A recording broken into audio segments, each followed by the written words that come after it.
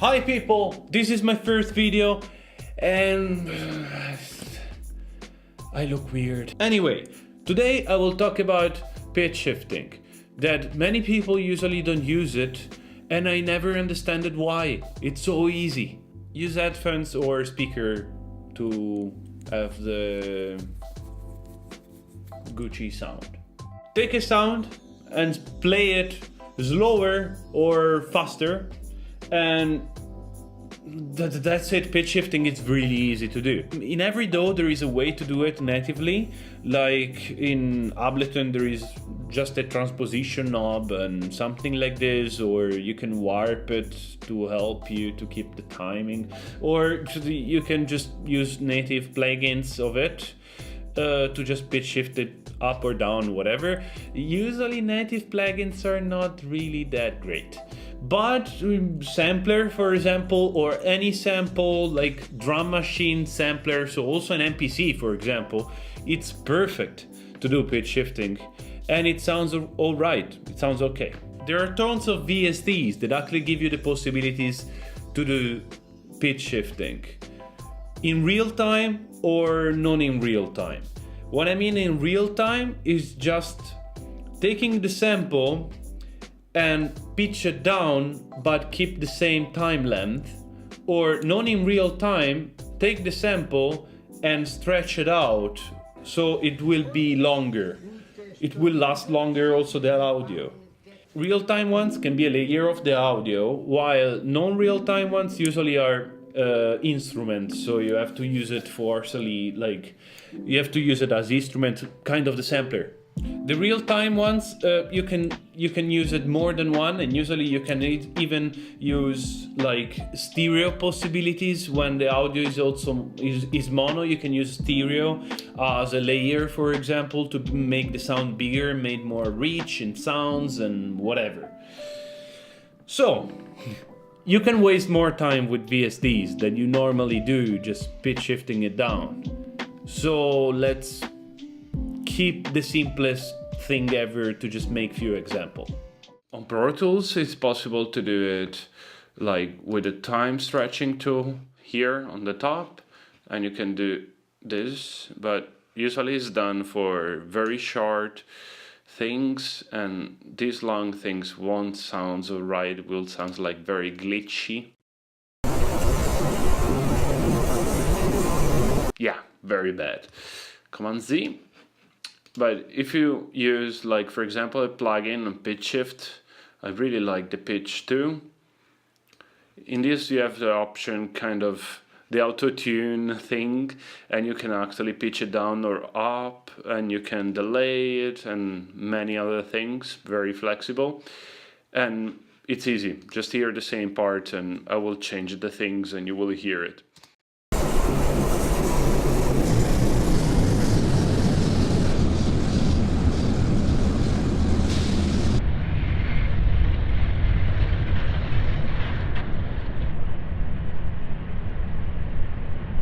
This is real-time pitch shifting. So the velocity that is played, the sample one, it's not changed. It will just change the pitch with this plugin. It's nicer to do these things in programs that are better to do it. For example, Ableton, that I will open right now with the same thing. It's really better in doing these things.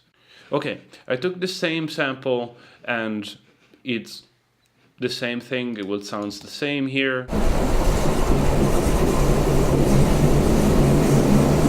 It definitely sounds the same, is the same thing, sure. In Ableton we have warp, this is another thing very useful. And we have transpose directly in the option of the audio file. If you transpose it in difference to Pro Tools, it will just make the sample play it slower. What I mean, if you transpose it down while it's not warped, it will just like be longer. It will be like pitched down automatically.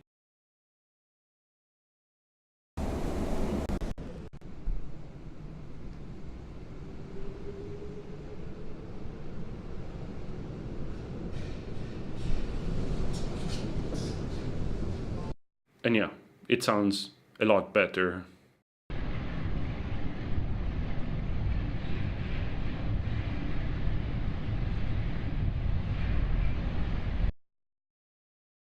Ableton provides the pitch shifter here, and I don't really like it, but it's there, so sometimes. It's possible to use like some waves plugin, for example, something like this, ultra pitch.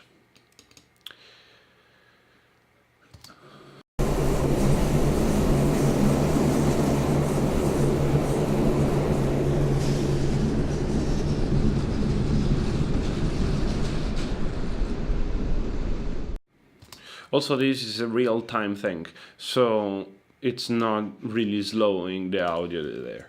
Sometimes it's what you want, sometimes it's not. You can use it as a layer as well, like for example the 3 voices here.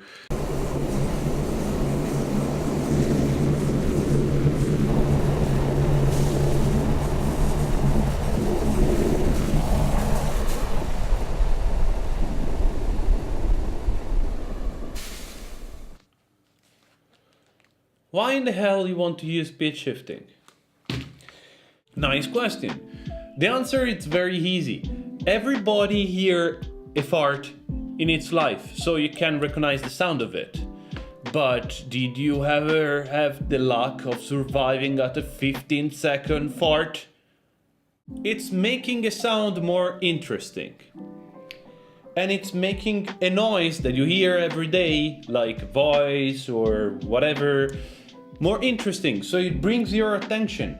I said interesting too many times, my English sucks. In the audio field, we need to build credibility in something that usually doesn't have it. For example, a movie or a video game, it have a character that is an orc, for example, and the orc for sure, it's not real, you know. Hopefully. You have to make it real, credible. So how you do it, you take the voice of a normal human being and you just build effect on it. But more than effect, pitch shifting, it's the best way to get an orc voice. Let's see it. You will suffer, Transpaster. You will suffer, Transpaster. You will feel the gnawing of asp of 1,000 pulsing maggots. You can get also dark atmosphere, for example, just by using pitch shifting. As an example,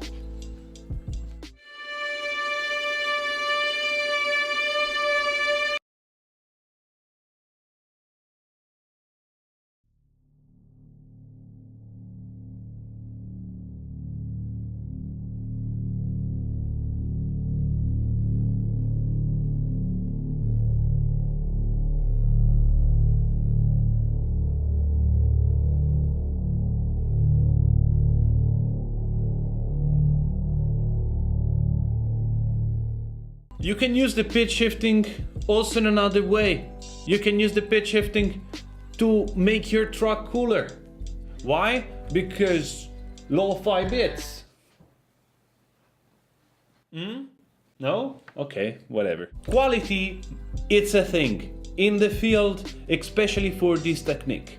If you have a bad quality audio, you will get the bad quality effect. If there is little something in the audio when it's recorded normally, if you stretch it to make it longer, instead of little something will become a thing with capital letters.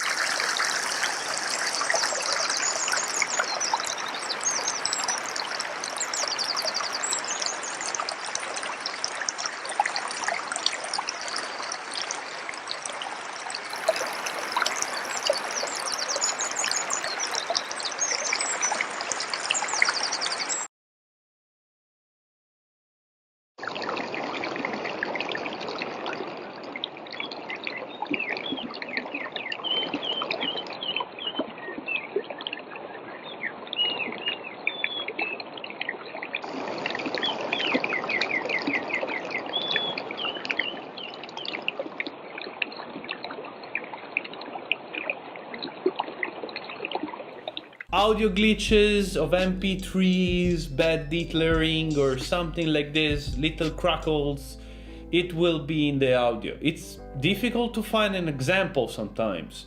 Just when you record, make sure to record to the best quality possible that you can with your recorder and microphones. Take the best quality gear, sell the car and buy microphones, because actually it's better to have them than to have a car. All these crackles and, let's say, things in the audio that are bad, everything is solvable. If you want to see how these issues are solvable in another video, leave a comment. Still here? Oh, thank you for watching, and leave a like if you liked, or just leave a dislike if I'm too boring. I'd be glad to see you next time. So if you subscribe, I will try to bring more content as possible, more interesting as possible. Thanks for watching.